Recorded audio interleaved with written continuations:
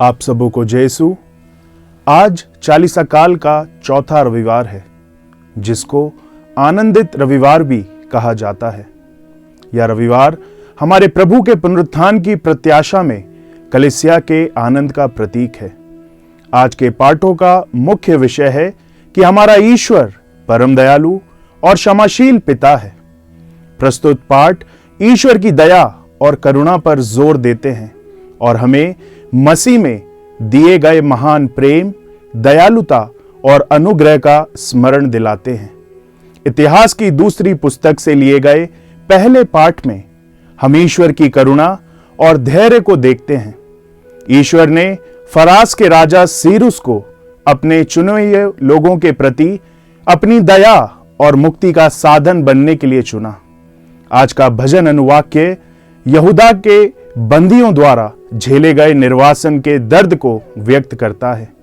दूसरे पाठ में संत पौलुस हमें बताते हैं कि ईश्वर दया में इतना समृद्ध है कि उसने हमें मसीह यीशु के माध्यम से एक मुफ्त उपहार के रूप में अनंत मोक्ष और अनंत जीवन प्रदान किया है।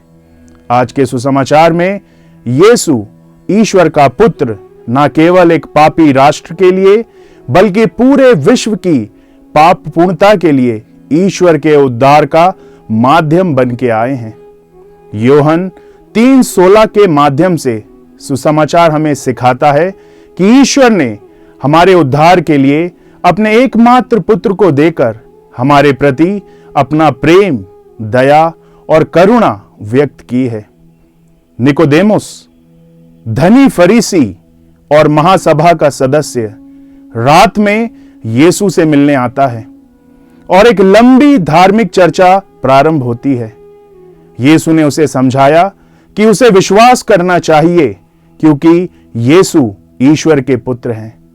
फिर मूसा और कांसे के सांप की कहानी का जिक्र करके यीशु ने ईश्वर की मुक्ति योजना का वर्णन किया। आज की धर्म विधि हमें क्रूस से प्रेम करने के लिए आमंत्रित करती है, जो ईश्वर के क्षमाशील और दयालु प्रेम का प्रतीक है।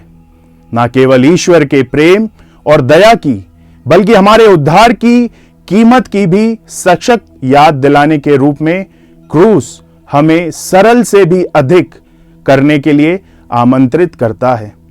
उदारता और करुणा यह हमें दूसरे लोगों के दुखों को दूर करने की प्रेरणा देता है। यह हमें न केवल दूसरों के दुख पर गहरा दुख महसूस करने के लिए प्रोत्साहित करता है, बल्कि उस दुख को दूर करने के लिए अपना सर्वश्रेष्ठ प्रयास के लिए भी प्रोत्साहित करता है। इसलिए आइए हम क्रूस से प्रेम करें, उसकी छवि को धारण करें और खुशी के साथ अपना दैनिक क्रूस उठाएं और दूसरों को उनके भारी क्रूस उठाने में मदद करें। ईश्वर प्रेम है। ईश्वर का प्रेम बिना शर्त, सार्वभौमिक, क्षमाशील और दयालु है। आइए हम चालीसा के दौरान दूसरों के साथ अपने प्यार को साझा करने में इन गुणों को शामिल करने का ईमानदारी से प्रयास करें। जल और आत्मा द्वारा हमारा पुनर्जन्म एक सतत प्रक्रिया होनी चाहिए, अर्थात हमें पश्चाताप और परिवर्तन का जीवन जीना चाहिए, जो हमें हमारे भीतर रहने वाले पवित्र आत्मा की मदद से प्रार्थना, आराधना, बाइबल पठन, मेल मिलाप के संस्कारों के बार बार अभ्यास के माध्यम से जीवन के निरंतर नवीनीकरण की ओर ले जाएगा। पवित्र मिस्सा बलिदान हमें शारीरिक और आध्यात्मिक कार्य करने के लिए सक्षम बनाए। आमीन।